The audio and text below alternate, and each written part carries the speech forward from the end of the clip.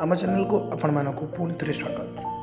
आज मु आपण मानक पई नहीं आछि आउ एक लेटेस्ट अपडेट, तो शेष पर्यंत निहाती देखिए। स्वच्छ भारत अभियान को पूरिला 10 वर्ष। प्रथम करी स्वच्छ भारत अभियान अक्टोबर 2 तारिख 2014 मसीह आरंभ होता, जोटा बर्तमान 10 वर्ष पूरी जाइए। तो यही अवसर में वर्तमान स्वच्छ भारत योजनार जो स्कीम अच्छी से स्कीम अंडर रे मागणा पाइकिना अप्लाई करा जाउछि।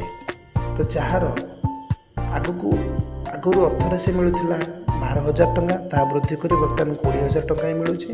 तो समस्ते निजे निजे निजर पाखरे थिबा जनसेवा केंद्र को जाई नुआ टॉयलेट बा शौचालय अप्लाई करि परिबे।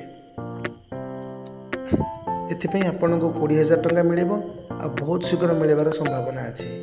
तेणु विलंब न करी निज पाखरे थिबा जनसेवा केंद्र को जाई फ्री शौचालय आवेदन करंतु।